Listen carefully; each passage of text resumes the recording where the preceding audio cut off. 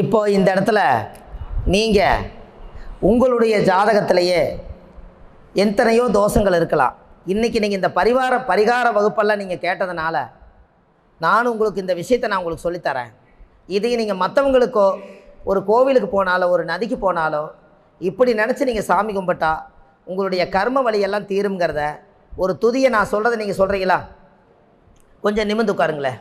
உங்கள் வாழ்க்கையில் இது ஒரு பெரிய ஒரு பொக்கிஷம். இது உங்கள் வாழ்க்கையில் நீங்கள் இன்றைக்கி பரிகாரம் பண்ண போகிறீங்க. இந்த பரிகாரம் முன்னோர்களுக்கு பண்ணுறீங்க. இதையும் உங்களுக்கு நான் சொல்லிக் கொடுக்குறேன்.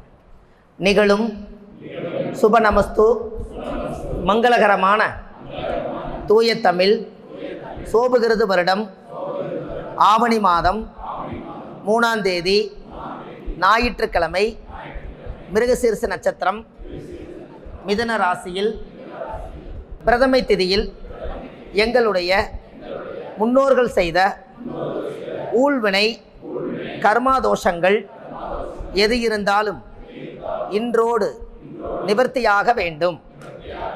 என்னுடைய லக்ன தோஷம், என்னுடைய லக்ன நின்ற நட்சத்திர தோஷம் எது இருந்தாலும் இன்றோடு நிவர்த்தியாக வேண்டும்.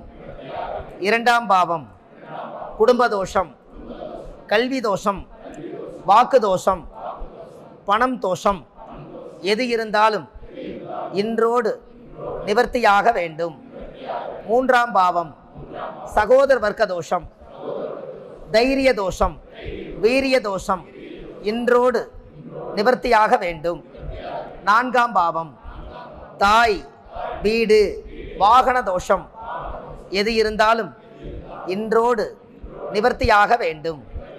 5ஆம் பாவம் பூர்வீக சாபம், தாத்தா வழி சாபம், முன்னோர்கள் வழி சாபம் எது இருந்தாலும் இன்றோடு நிவர்த்தியாக வேண்டும்.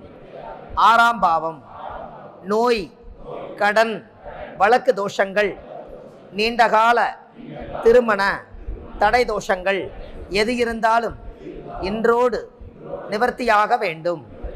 7ஆம் பாவம் கலஸ்தர தோஷம், கணவன் மனைவி தோஷம், பார்ட்னர் தோஷம், கூட்டு சம்பந்த தோஷம் இன்றோடு நிவர்த்தியாக வேண்டும். 8ஆம் பாவம் ஆயில் தோஷம், அவமான தோஷங்கள் இன்றோடு நிவர்த்தியாக வேண்டும். 9ஆம் பாவம் தந்தை வழி கர்மா, தந்தை வம்சாவளி கர்மா நிவர்த்தியாக வேண்டும். 10ஆம் பாவம் தொழில் தோஷம், ஜீவன தோஷம் நிவர்த்தியாக வேண்டும். 11ஆம் பாவம் மூத்த சகோதர தோஷம், லாப தோஷம் நிவர்த்தியாக வேண்டும்.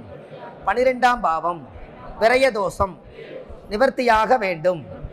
இப்படி 12 ராசியில் 9 நவகிரகம் சூரியன், சந்திரன், செவ்வாய், புதன், குரு, சுக்கிரன், சனி, ராகு, கேது 9 நவகிரகங்களும் உச்ச நிலையில் இருந்தாலும் நீச நிலையில் இருந்தாலும் சமவங்கில் இருந்தாலும் பகையாக இருந்தாலும் எனக்கு உறுதுணையாகவும் பாதுகாப்பாகவும் வழிநடத்த வேண்டும்.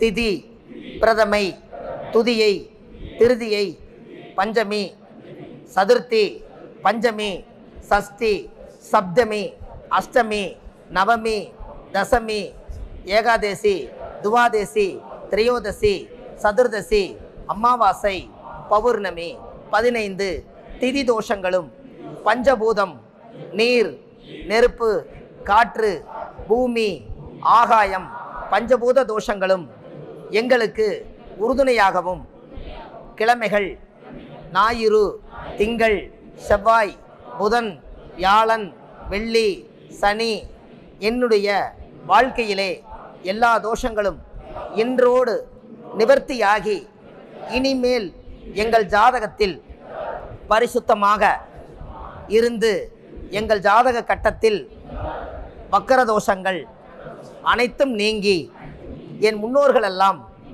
ஆசீர்வதிக்க வேண்டும். அதற்காக இந்த நேரத்தில் சேலத்தில் என்னுடைய சக்திக்கு பஞ்சபூத சாட்சியாக முற்பிறவியில் செய்த பாவங்கள் எப்பிறவிக்கும் தொடராமல் இருக்க இப்பிறவியிலேயே என் தந்தை வழியில் வந்த கர்ம வினைகளும் என் தாய் வழியில் வந்த கர்ம வினைகளும் நான் இந்த பூமிக்கு தாயுடைய கருவறையிலிருந்து தொப்புள் கொடி அறுக்கும் நேரம் ஜனனமான நேரத்தில் நான் கொண்டு வந்த கர்ம வினைகளும் இன்றோடு என்னை விட்டு என் குடும்பத்தை விட்டு என் குழந்தைகளை விட்டு என் வம்சாவளி விட்டு என் பாரம்பரியத்தை விட்டு 21 தலைமுறையில் முன்னோர்களுடைய ஆசீர்வாதத்தால் இந்த கர்ம வினையெல்லாம் எங்களை விட்டு இன்றோடு நிவர்த்தியாகி இறங்கி போக சிவா போக சிவா போக சிவா. வாழ்க வளமுடன், வாழ்க வளமுடன், வாழ்க வளமுடன். எப்படிங்கம்மா?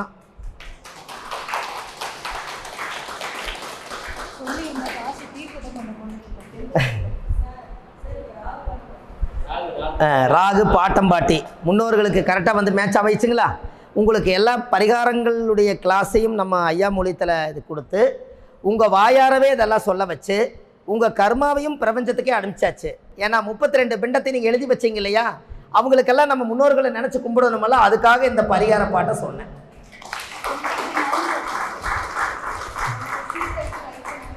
கொஞ்சம் கொஞ்சம் நீங்கள் நகர்ந்து உட்காருவீங்களா?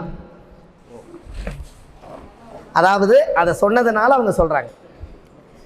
அப்போது உண்மையாலுமே உங்களுடைய இந்த பரிகாரத்தில் இந்த மாதிரி எல்லாம் முற்பிறவியில் செஞ்ச பாவங்களெல்லாம் நீங்கள் எந்த கோயிலுக்கு போனாலும் ஒரு நதியில் போய் நின்று நீங்கள் நீட்டாக குளிக்கலாம். இது ஒரு கர்மா தோஷம். அப்போ இதெல்லாமே உங்களை விட்டு போயிருச்சு. அப்படிங்கிறதுக்காக இனிமேல் யாருக்கு நீங்கள் ஜாதகம் சொன்னாலும் இந்த முற்பிறவியில் செய்த பாவங்கள் எப்பிறவிக்கு தொடர வேண்டாம்னு நீங்கள் கொடுக்குற மூல மந்திரமாக நீங்கள் கொடுங்க. அது என்னுடைய உத்தரவு, நீங்கள் கொடுக்கலாம்.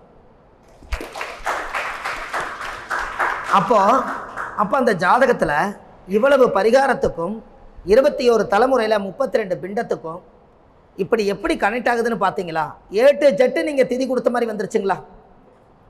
அங்கே ஆதியிலிருந்து அந்தம் வரைக்கும் நீங்கள் 32 பிண்டம் கையா வரைக்கும் போய் கொடுக்க வேண்டிய பிண்டத்தை இன்றைக்கி நீங்கள் பரிகாரமாக நீங்கள் எடுத்துக்கிட்டீங்க.